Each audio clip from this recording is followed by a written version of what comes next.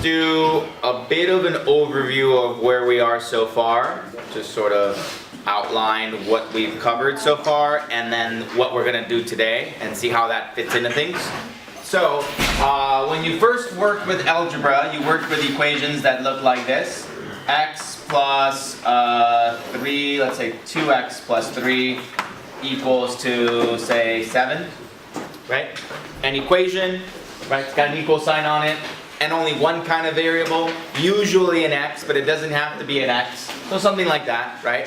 And so we would solve it by using our algebra knowledge, right? Subtract 3 from both sides, we get 2x equals to 4.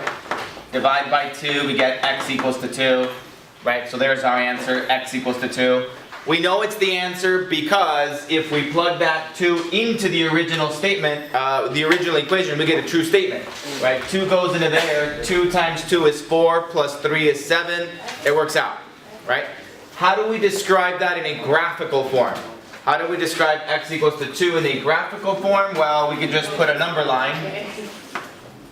0, 1, 2, 3, 4, 5, negative 1, negative 2, right? So here is the number line, and if we just put one solid dot right there, there is my picture for it. It's such a silly thing that we just never really do it, right? Here's the answer, here's the picture for the answer, okay, it's just a lot easier to do that, right? Okay, so then from there we progressed, we advanced on to 2 variables. So we had things that looked like this, 2x plus 3y equals to, I don't know, make it 10. 2x plus 3y equals to 10. Now it's 2 variables. Now there isn't a singular answer. You can't say the answer is x equals to 4 or y equals to 9. There's an ordered pair association that must happen. And there's lots of things that could work, right? For instance, I could make the y2, that makes it 6, and the x2, that makes it 4, they add up to 10, right? 2 there and 2 there makes it a true statement. How about if I make it 0, 0 there and 5 there, that works out, right? I could make this 10 over 3 and 0, and then that works out. So there's a whole family of values that work out.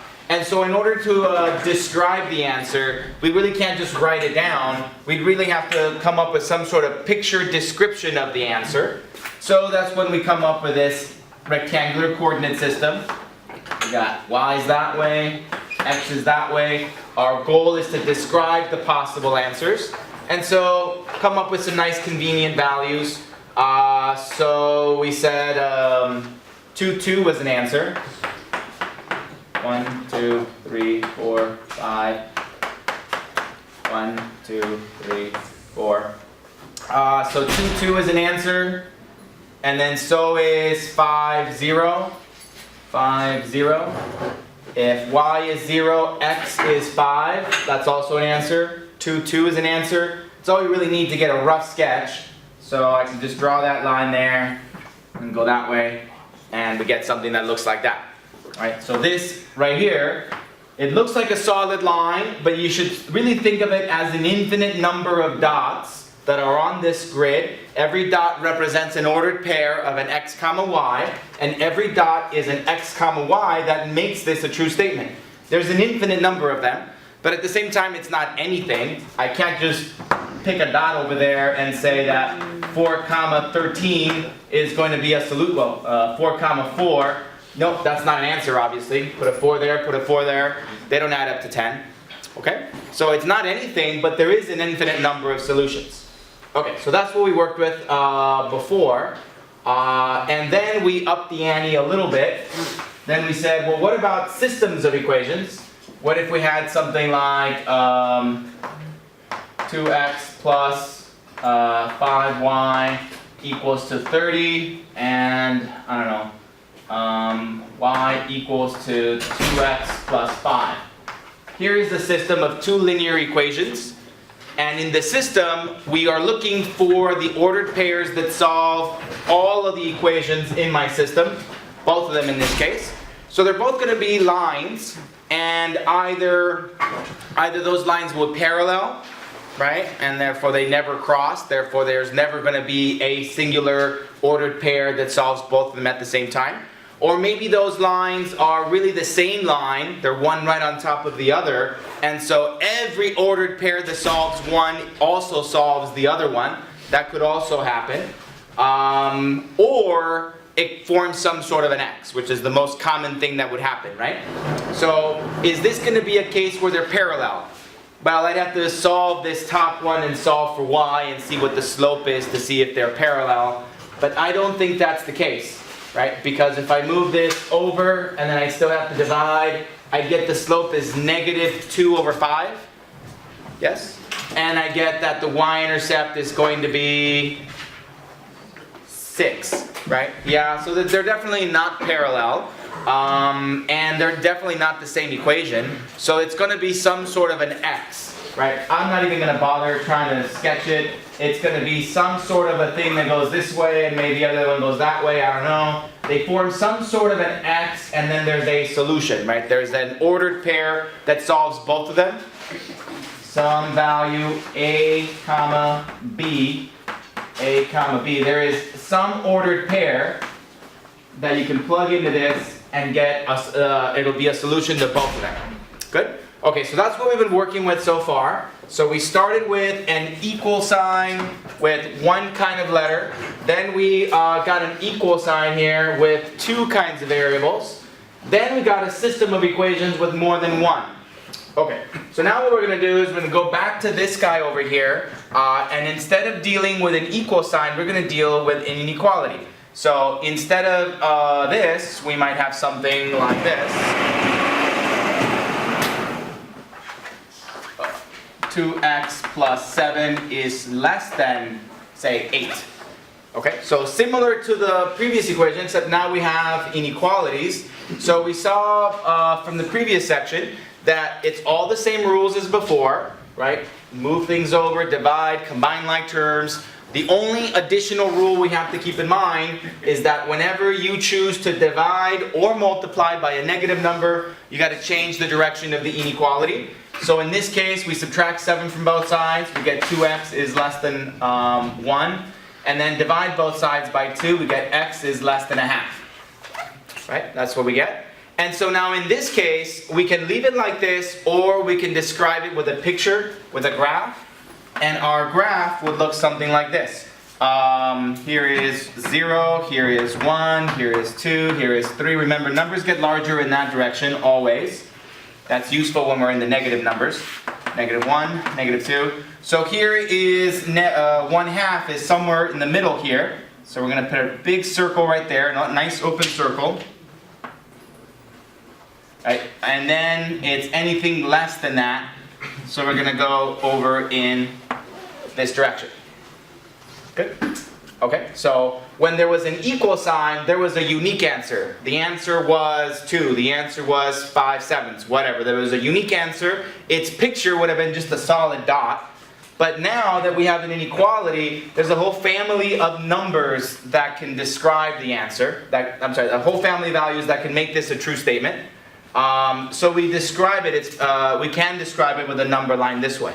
We can also test it, if we plug in numbers in the solution region, it should make it a true statement. So if we plug in a 0 into there, 0 is obviously less than 1/2, sure. But even going back to the original, right, if we put a 0 there, it's true that 7 is less than 8. If we put in a -1, that would make this 5. It is true that 5 is less than 8. Okay, so we can always go back to the original and show that they're valid answers. Another way of looking at that is that the equal, if this was an equal sign, if we had 2x plus 7 equals to 8, if we had that, then the answer would have been 1/2, right? And then we'd be done. The answer is 1/2. So the equal part of it is the barrier between the answers that are the solutions and the ones that are not the solutions, right? It's the break-even point between that separates the solutions from the non-solution set in the inequality.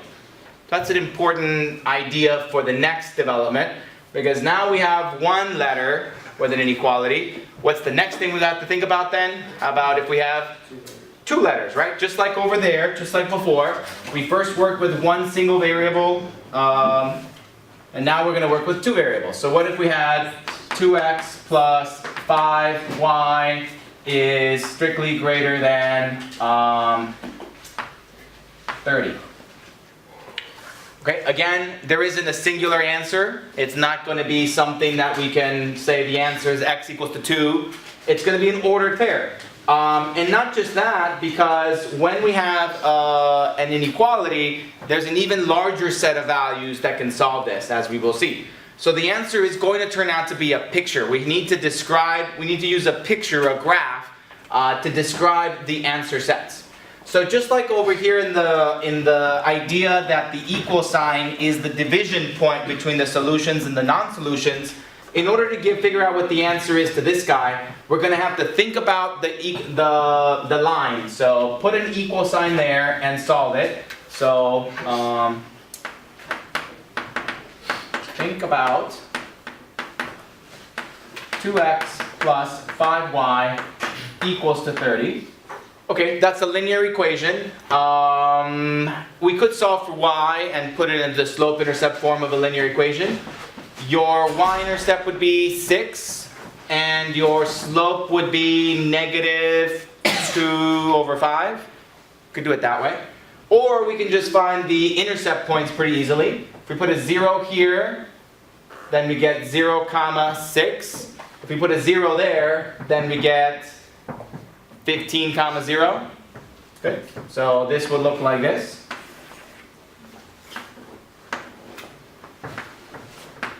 Right, so again, if we put a 0 for the x, we figure out the y-intercept. So 0, 6. 1, 2, 3, 4, 5, 6. So there's that one. And then if we put a 0 there, we figure out where it crosses the x-axis by putting a 0 there. We get 15. So 1, 2, 3, 4, 5, 6, 7, 8, 9, 10, 11, 12, 13, 14, 15. 15 right in there. So we get a point there. And so now we got the 2 points. We can draw the line that connects them. And there's a rough sketch of my line. Okay, so put some ordered pairs on here. This is 0, 6. And this one was 15, 0. We can also put a couple more points on there. Can you think of any other nice integer solutions to this? 5 and 4. Okay, so if this is 5, that makes it 10. I'm sorry, yeah, 5, that makes it 10, and 4 makes it 20. That'll work. So 1, 2, 3, 4, 5, and 4. So somewhere around there. 5, 4 is also a solution to this. Right? Any other nice ones?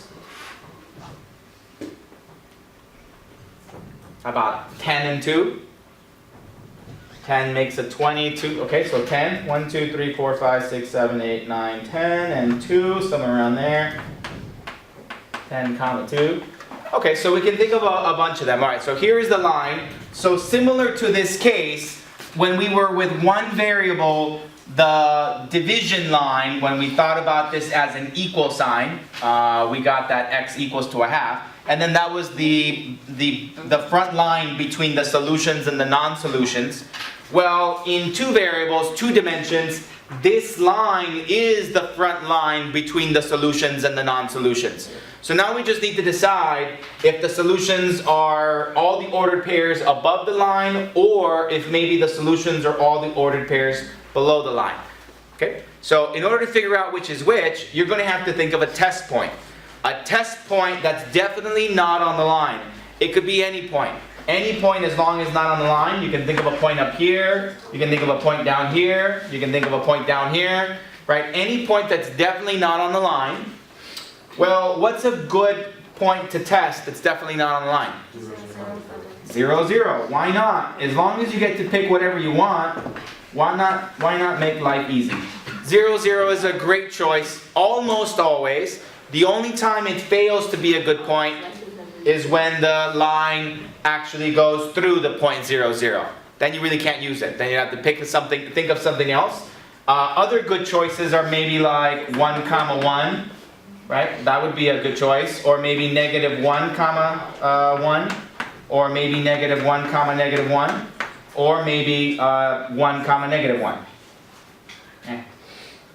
You're in my way. 0 comma 0. Right, so these are also good choices too. 1 comma 1, negative 1 comma 1, negative 1 comma negative 1. Right, so these are also good choices when the 0, 0 fails to be a good choice. Okay, people are with me so far? Yes? Yes? Okay, so now you just test that point. We go back to the original numbers, the original statement up here, and we replace the x with a 0 and the y with a 0, and determine if in fact we're getting a true statement. Is that a true statement when we put zeros in here? Is it true that 0 is greater than 30? Nope, this is false. Because it's false, it means that 0, 0 is not part of your solution set. So that must mean that the opposite side of the line is the solution set. That means we shade this whole region up here, and everything above this line is a solution to that inequality. Good so far? Good, good, good. So it's very similar to this, right? We can figure out where the division point is by setting it equal to 0. That gets us to 1/2, so we get to this point. And then we have to decide, is the solution that way or is the solution this way? So we can test one of the points. We can try 0, we can try 1, see if it works out. If you tried 0 up here, we would get that 7 is less than 8. So yeah, 0 is part of the solution, so we'd know to shade this side. If we tried 0 and it failed, we'd know the answer's on the other side. Okay, so that's what we've done. One final thing is to notice that here we had an open circle because this was a strict inequality. And while over here we have a strict inequality as well, so the actual front line, the line, is not part of the solutions. So instead of a solid line, the actual answer should have a dashed line. It's an ugly dash, but we'll go with that being dash. Wow, that's really ugly. Okay.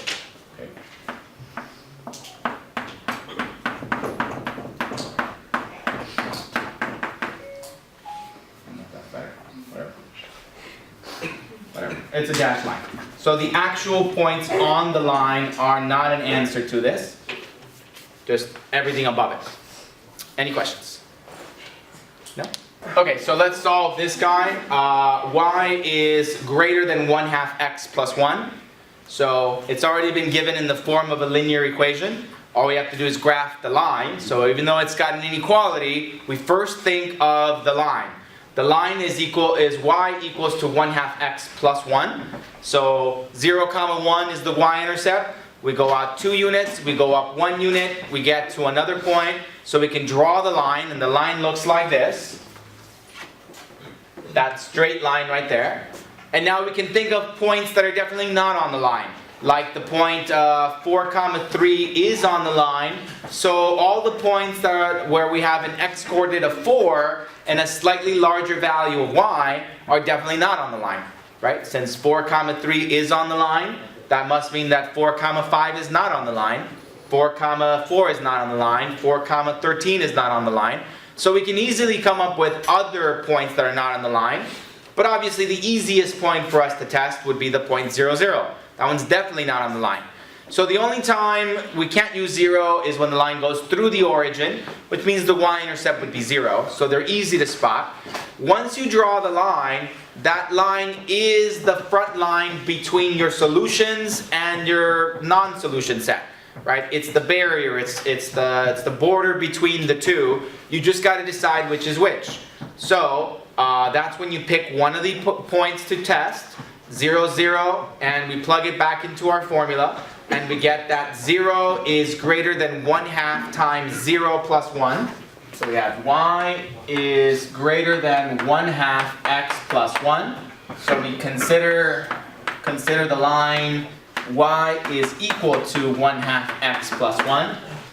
Right? We graph that, we get that line over there, so now we test the point 0 comma 0. Right? This is an x, this is a y. So we're getting this, going back to the original statement, 0 is greater than 1/2 times 0 plus 1. So this is just 0. 0 is greater than 1. And that's false. Right? Because it's false, that means that 0, 0 is not part of the solution set. So when we look at our graph, that lets us know that we got to shade the top half. Right? My answer is going to be a picture, and the picture is a graph of that line with the top half shaded. And now the actual line should be a straight line or a dashed line. Dashed line because it's a strictly greater than. And so our answer will look like that. Oops, like that. Right, so there's our final answer. The answer is a picture, a graph that describes a solution. And any ordered pair in that blue region will be a solution. We'll make this a true statement. Right? So there's a whole infinite set, a huge segment of the coordinate system that gives you valid answers to this inequality. Okay, so to solve this one, the first thing you have to do is solve for y. So make sure you keep track of the inequality. We're going to first add 2x to both sides. Minus 3y, is greater than 2x plus 6. Right? We do not change the direction of the equality because we didn't multiply or divide by a negative. Then we're going to divide everything by negative 3. So y will be less than negative 2 over 3x minus 2. Good? That's what we get? Alright, so now we think about the equal, right? If we have an equation here, y equals to negative 2/3 x minus 2. We're going to do a rough little sketch of that guy. Y-intercept is 0, negative 2.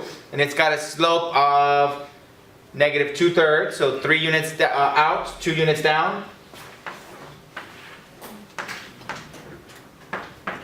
So one here is 0, negative 2 is there.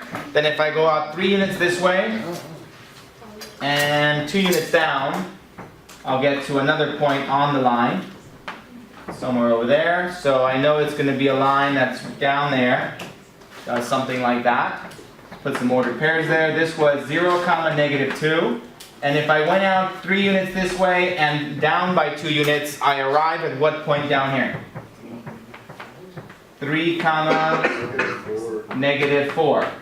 Okay, so I got a couple of points on my line. I can do that sketch. Okay, now I got to test one of the points. So going back to the original question, test 0, 0. So negative 2 times 0 minus 3 times 0, it's got to be greater than 6. Is 0 greater than 6? False. Which means that my solution set is not going to include the point 0, 0. It's going to be everything below the line. So my answer is everything below the line down here. Right? Everything down here is my solution. And then finally, back to the inequalities. It was a strict inequality, which means that this should not have been a straight line. It should have been a dashed line. Dash. Okay? Good? Questions? Comments, issues, problems? No? No? Easy? Easy?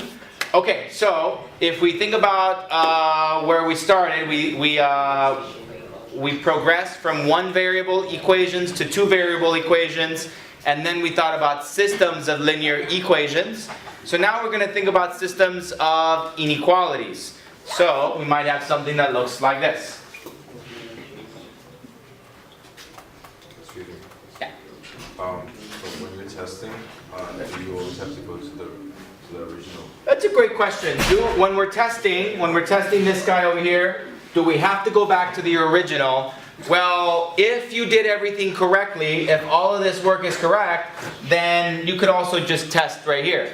But the problem might be that maybe you made a mistake on your way to here, and then if you test it here, then you might not catch that you made a mistake over there. So it's a pretty good idea, I think, to go back to the original and just test the original question and make sure that that one's the one that works. So I would go back to the original. Okay? Alright, so we worked with equations that had 1 variable. Right? Let's organize them again. we started with equations that looked like this, right? And then we worked our way up to 2 letters, x plus 3y equals to 6. And then we had systems of linear equations.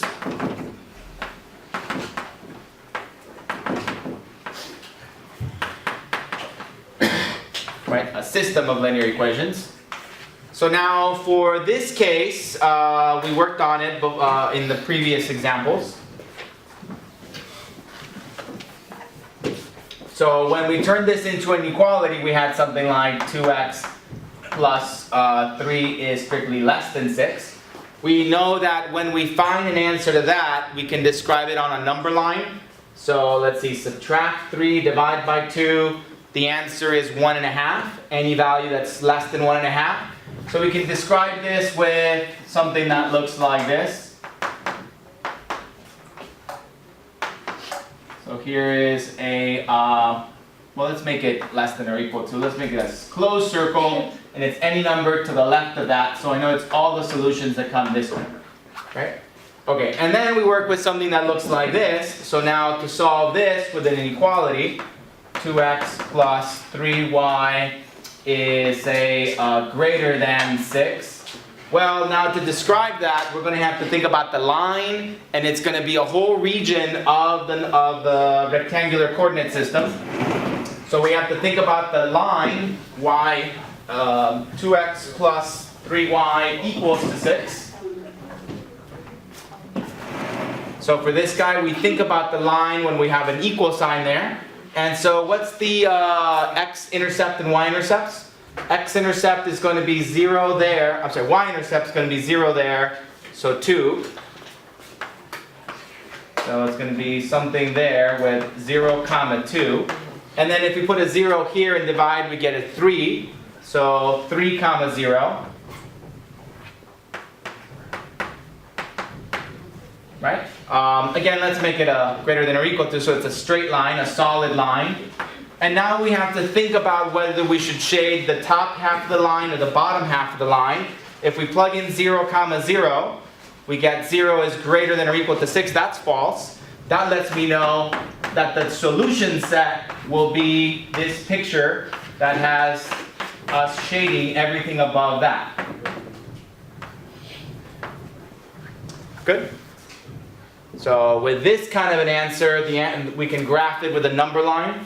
With this kind of a question, we can use a picture like this to describe the solution. And so now, what we're going to have is systems of inequalities to work with. Okay? So we might have a system of inequality that looks something like this. Y is greater than or equal to negative 2x plus 1. And y is strictly less than 1/2 x minus 3. Here is a system of inequalities. So what we're going to do is we're going to do each one of these one at a time, the way we did here. So solve for y. Well, these are already been solved for y. Set them equal. So think about the equality there. Graph the lines, and then shade the regions that correspond to each one separately. And hopefully there might be a common region that gets shaded for both, which will represent ordered pairs that solve both of them at the same time. Okay, so that's where we're heading right now. Okay, so the first thing we want to do is think about the equation, the system of equations when these are equals.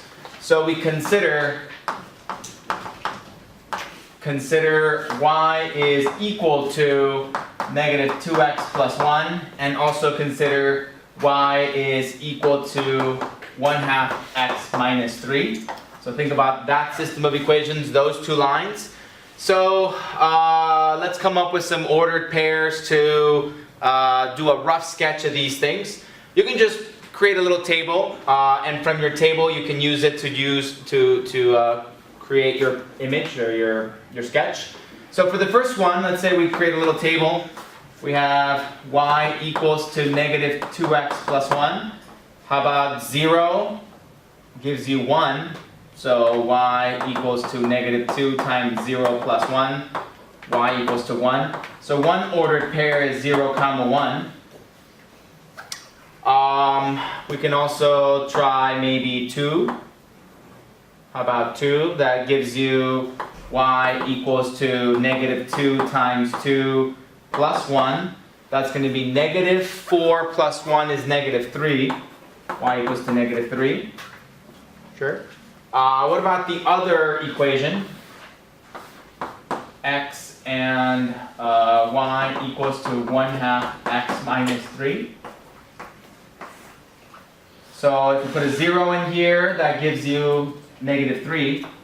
Y equals to 1/2 times 0 minus 3. So y equals to negative 3. 0 comma negative 3 is your ordered pair. How about 4? How about 6? Right? Any even number will give you nice integer values. How about 6? So 6 goes into here. We get y equals to 1/2 times 6 minus 3. So we get 0. Y equals to 3 minus 3, or y equals to 0. So we get the ordered pair 6 comma 0. So we have 2 ordered pairs for each one. That should be good enough to give us a little sketch of what it looks like. Or we can also use the fact that we know the y-intercept is 0 comma 1, and then we go out 1 unit down 2, we get to another ordered pair. Or if we go to 0 comma negative 3, go out 2 units and up by 1 unit, and we should get to another point. So all that together can help us organize get a nice sketch going. And hopefully your sketch will look something like this. So the blue line represents this top one up here. So it's negative 2x plus 1 is the blue line. The dashed red line is this one. Y equals to 1/2 x minus 3. And now to decide whether we should shade above the blue line or below the blue line, above the red line or below the red line, we can test the points 0 comma 0. So let's test 0 comma 0 for each of these. For the first one, we get 0 is greater than or equal to negative 2 times 0 plus 1. So 0 is greater than or equal to 1. Is that true? It's not true, right? It's false. So that means that 0 comma 0 is not part of the solution set for this one, which is why we shaded above the blue line. Okay. For the other one, the red one, let's plug in 0 comma 0 into here. So we get 0 is less than 1/2 times 0 minus 3. And so we end up with 0 is less than negative 3. Is that true? Nope. Another false statement. False. So that means that 0 comma 0 is also not part of the solution set for this one. So that's why we shade below the red line. And now we have to think about the region that has both. Right? The final answer is the region of your rectangular coordinate system that has ordered pairs that satisfy both inequalities. So that's this shape down there.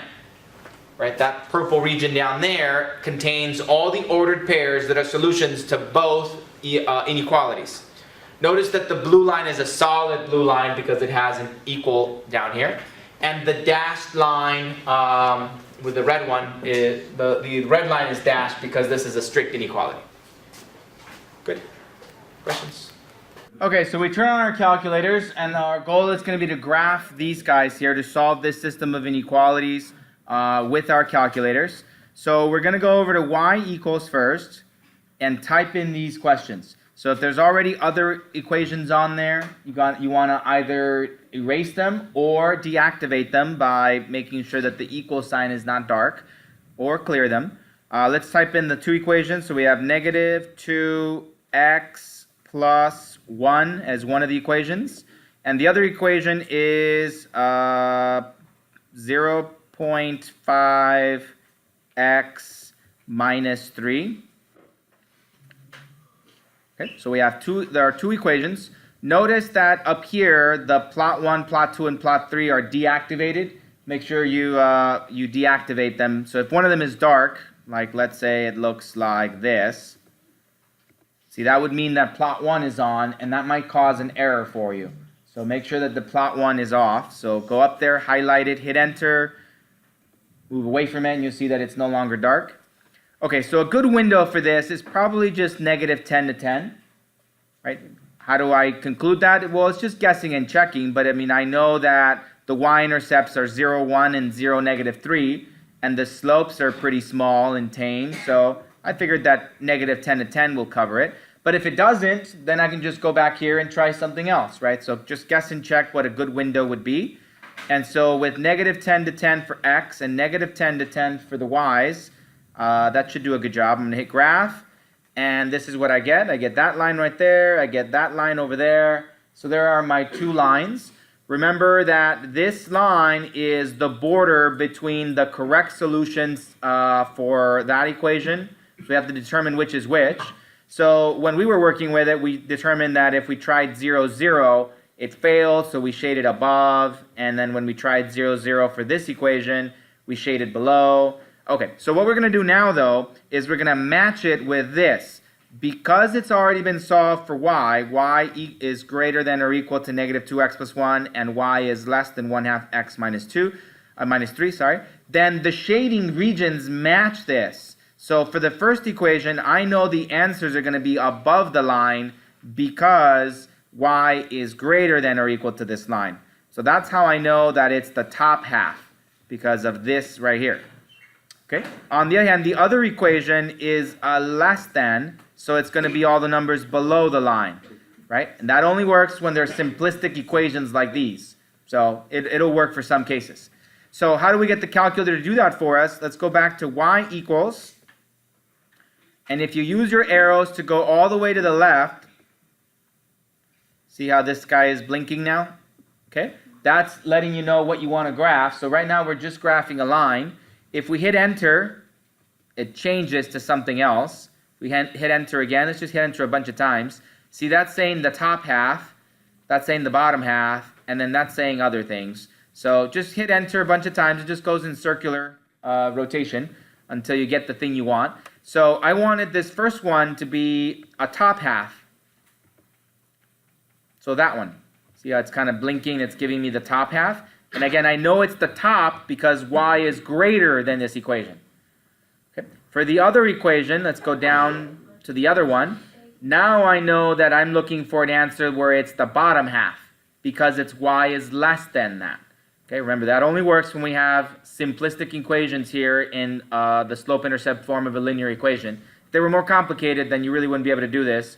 Okay, so hit enter once, twice, looks like 3 times is the charm. There it is. So now it's going to graph or shade the bottom half of the bottom part of that equation. And now we can hit graph, and we'll see this. Shades the top half of the first, and then shades the bottom half of the second line, and we see that our final solution is this region here that covers both of them. Good? Questions? Okay, so let's take a look at this. A person's life expectancy predicts how many remaining years the person will live, right? How many remaining years the person will live, how many additional birthday cakes they will have in their lifetime. The life expectancies of U.S. females at birth and at 20 years are shown in the table on the next slide for various calendar years. So, for instance, here is this guy right here. So, life expectancies at birth and at 20 years. So this is kind of a tricky thing to consider, so let's just kind of investigate it for a little bit. In 1980, a baby born in 1980, a female baby born in 1980, statistically, we expect that they will live to see 77.6 years of age. You can think of it as they have 77 birthdays ahead of them. 77.6 years of age, right? 77 and a half. They'll make it halfway through their 77th year of life, and then they probably won't make it to their 78th, right? That's what we statistically predict will happen. What about at age 20? Is that saying that, wait, how come they only have 59 years? Well, that's because it's how much additional life they'll have, they're already 20 years old. We're saying that in 1980, if it's the year 1980 and there's a 20-year-old female, statistically we expect that that female will see an additional 59 birthdays to make that woman be an age of 79, right? So she's already 20, and in 1980 we're predicting you have 59 more birthdays ahead of you, making you 79. Well, that would mean that a 20-year-old female is statistically going to live longer than a newborn baby girl in 1980? Would that make sense? Think about the mean. What does the mean represent here? So let's go back to the babies, right? The mean, 77.6. That means that in 1980, millions and millions of baby girls were born, right? And some of them are, hopefully many of them are still alive today. How old would they be today, the year 2017, for people that were born in 1980? 37. About 37, right? Okay.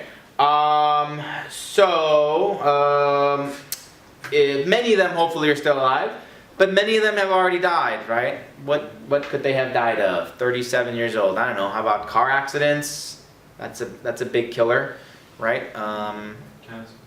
Cancer, sure. Some sort of disease. All kinds of stuff could have happened, right? So some of those babies born in 1980 are already dead.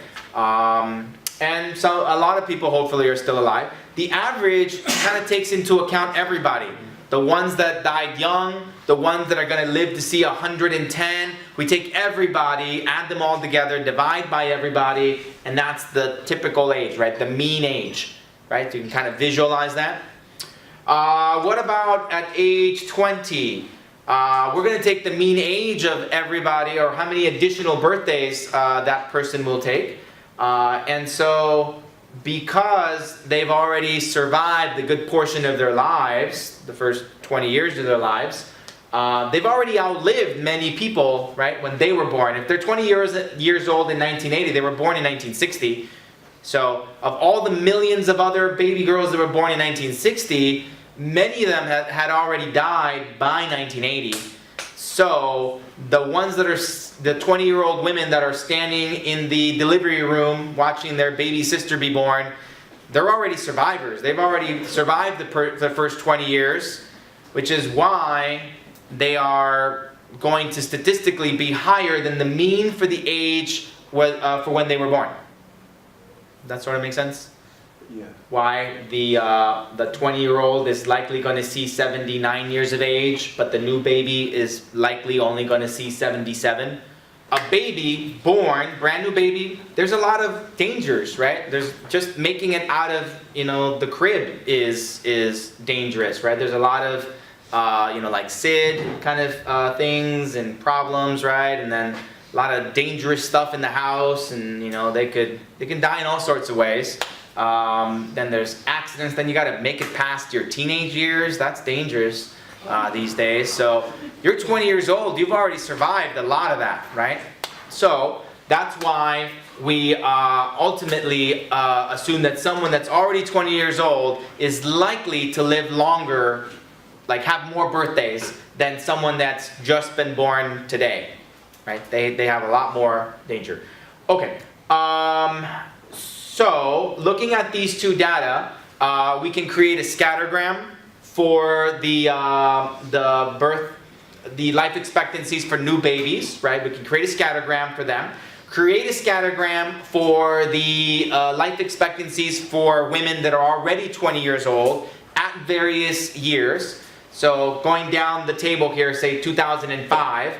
So that means that someone who was 20 years old in 2005 has statistically 60.7 more birthdays ahead of them. So if they're 20 in 2005, it means that they were born when? 1985, right? Okay, but look at that comparison. If they have 60.7 more birthdays ahead of them when they're 20 years old in 2005, that means that statistically they will see the age of 80.7, right? A little bit past 80. But look, let's go back to 1985 when they were first born. Statistically, they were only going to see 78.2.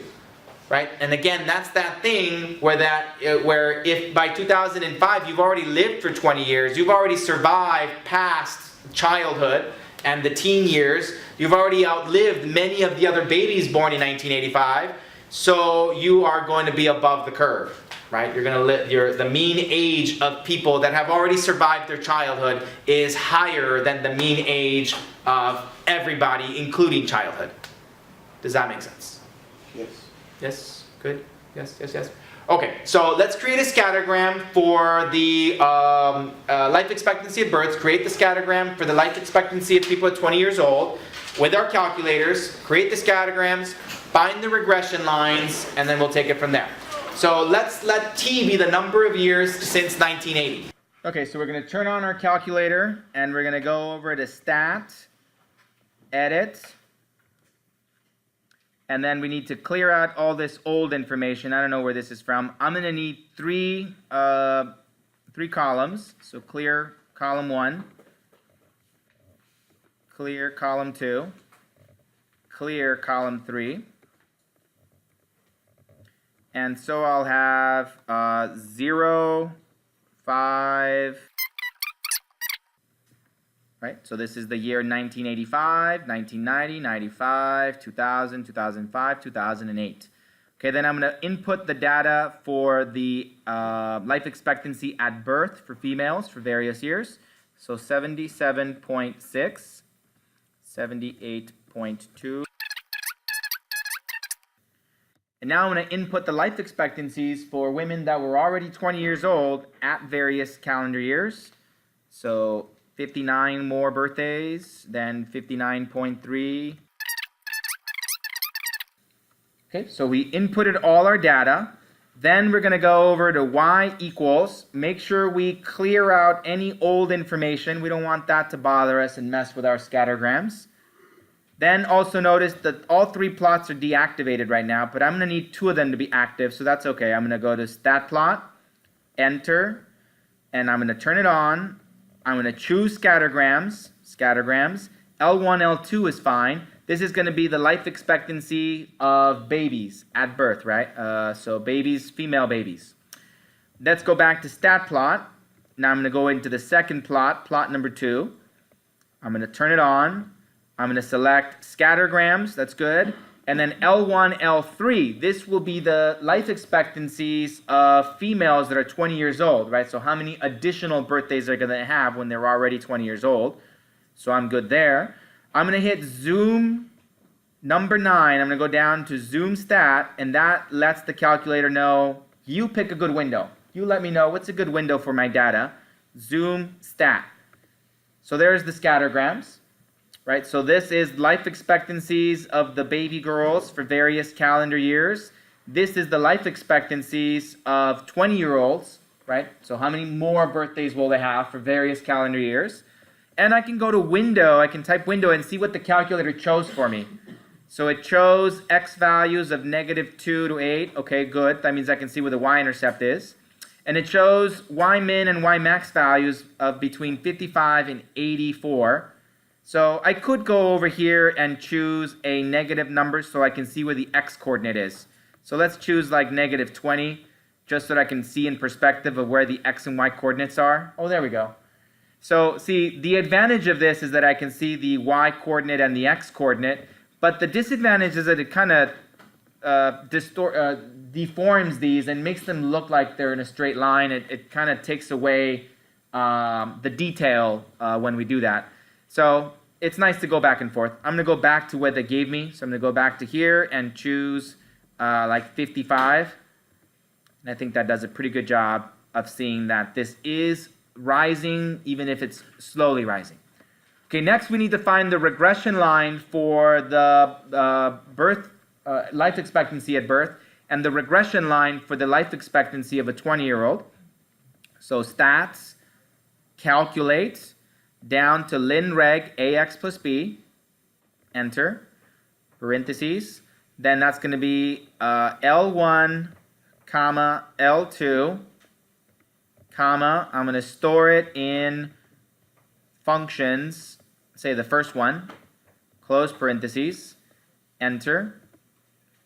So that gives me a linear equation where this is the slope, 0.0966, and the y-intercept is 77.66. And it's already been saved into y sub 1. So I can graph it, and it's already there. There it is. Okay, so now I have to do the same for the life expectancy of 20-year-olds. So stat, calculate, ln reg ax plus b, parentheses, I want L1, comma, L2. Oh, sorry, L3. Ah, what just happened? This should have been a...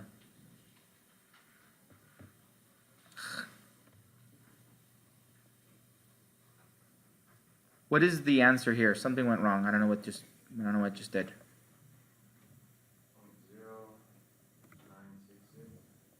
0.0966. Okay, and I don't know why I'm in here. Okay. Second L3. Alright, I'm just going to start this part over. Okay, so for the second one, we're going to go to stat, calculate, ln reg ax plus b, open parentheses, L1, comma, L3, comma, and then vars, go to the right, functions, choose where to store it, make sure you don't accidentally overwrite the previous one. So I'm just going to store it in y sub 4, enter. So here is the solution for them. 0.0749 is the slope, and the y-intercept is 58.95. And if we go over here, it's already been stored into y sub 4. And then if we hit graph, we'll see that there's the scattergram, and there's the linear regression line. Okay, so we have both equations, and we can describe them. You can find them by going there. Okay, so we can do all that work, create scattergrams, find regression lines, and after all that work, we find these two regression functions.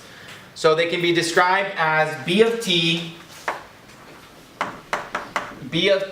is equal to 0.097t plus 77.66, where t is the number of years since 1980. So this is a function where you tell me how in a calendar year, as described by t, the number of years after 1980, and the output is the life expectancy of a baby born that year, right? So like if we plugged in 7, for example, that would be 1987. Oops, 1987. So we plug a 7 in there, we calculate what this is, and the answer will be the life expectancy of a female baby born in 1987, right? Input is a year, output is the life expectancy of a baby girl in that calendar year. Also, we found this. Now, maybe this notation is a little weird, but capital T is for a 20-year-old, right? So a 20-year-old at lowercase t, which represents the number of years after 1980. And we found that this was 0.075 t plus 58.95. So if we input a number like, let's say, 9, that represents the year 1989, right? 9 years after 1980. So we input it in there, calculate it, and the answer will be how many additional years a 20-year-old will live in the year 1989. So she's 20 years old in the year 1989. That means she was born in the year 1969, right? So she was born in 69, so she was 20 in 1989. And so this equation will tell you how many additional years she is statistically expected to live. Okay, so we have our two equations that predict these things. Now we can use them to answer stuff like this. Find a system of inequalities that describe life expectancies of US females from 0 years through 20 years old and from 1985 through 2020. Okay, so to answer that, I'm first going to jump over to part B, which says graph the solution. I think it's easier in this case to see like a visual answer, and then we can go back and find the system of inequalities. So when we graphed them on our calculator, roughly speaking, we saw something that looked like this. here is the life expectancies of the babies. And then there was another regression line that was something like this. That was like the life expectancies of the 20-year-olds. Obviously, these are always higher than those because, you know, hopefully a baby is going to see more birthdays than someone that, more additional birthdays than someone that's already 20 years old. Okay, so we saw that they look like this. And then T was equal to the number of years since 1980.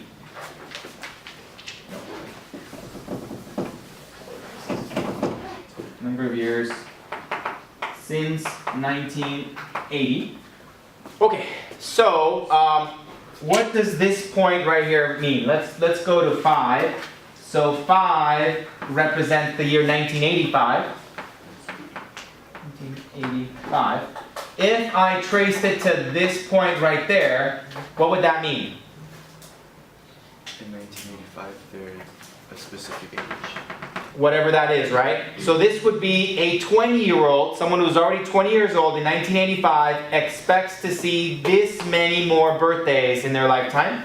On the other hand, this guy right there is a new baby girl, a newborn baby girl, born in 1985, is expected to see this many birthdays, right? That's what that picture is describing for us. Okay, so it's saying between 1985 and the year 2020. So let's go out here. What would that be? T equals to 40, right? So T equals to 40 is the year 2020. And so this right here would be the life expectancy of a girl that's 20 years old in the year 2020. How many additional birthdays they are expected to have. And then up there, this is the life expectancy of a newborn baby girl in the year 2020. Okay, so go back to the original question here, the word problem. Find a system of inequalities that describes the life expectancies of US females from ages 0 through 20 years old between the ages of 1985 and 2020. So the last part makes sense. It's between 1985 and 2020. So it should be clear that we're talking about this gap of time right here, 1985 to 2020, right? That gap of time. And then find their life expectancies when their ages are between 0 and 20. So a brand new baby girl has this life expectancy in 1985. And a 20-year-old has this life expectancy, but how much does a 5-year-old have? How much does a 10-year-old have? Somebody in the middle. What is their life expectancy? Well, it's somewhere between these two lines. So the answer is going to be this region shaded in here.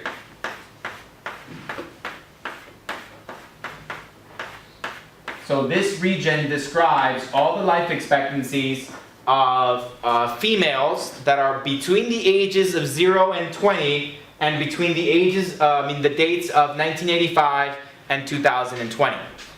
Okay, so to describe this solution set in here, I'm just going to use, let S equal solution sets, right? Ordered pairs that are part of the solution. So S is going to be equal to, I want everything below the line VT, so it's got to be less than V of T. And I want the solution to also at the same time be above the T of T line, greater than T of T. And then I want it to be to the right of this, so it's got to be greater than 5. But at the same time, I need it to be less than 40. So there's my system of inequalities. I want it to be less than this, but greater than that, but greater than this, but less than that. And then you can just go back and rewrite B of T with this equation if you need to. And then rewrite this with this equation there if you need to. So remember that this guy equals to 0.097T plus 77.66, and that this guy equals to 0.075 t plus 58.95. Okay? Alright, I know that that might be a little bit confusing. I think part 3 might do a better job of answering what this means, and hopefully this will make more sense. Let's talk about 2017 though. Estimate the life expectancies of US females of ages 0 through 20 years old in the year 2017. So let's say it's this calendar year of 2017. So what t-value is going to represent 2017? 37, right? So if we extend that up here, it's going to be this point and that point up there. So we need to find the values that give us those two results. So in 2017, this is a t-value of 37. This represents the year 2017. So let's find this right here, which would be t of 37. So plug in a 37 into this equation. Give me an answer. Right? Hurry up. Got calculators, right? Plug in a b of 37. So plug in a 37 into this one and give me an answer. Okay, so this one is 61.7. 725 you said, so 73. Okay, so this guy is over here. This is 61.73. And what about this one? 81.25. Okay, so this is 81.25. Okay, so what this is saying is that if there was a brand new baby girl sitting in this room, just right out of the delivery room, statistically, we would expect that that girl will live to see 81.25 years of age, right? A brand new baby girl. What if there was a girl that was 20 years old in here right now? How many more birthdays is that girl going to see? Statistically, she will have an additional 61.73 birthdays, right? So she will live to see 81.73 years of age statistically. Well, what if there was a 5-year-old in here?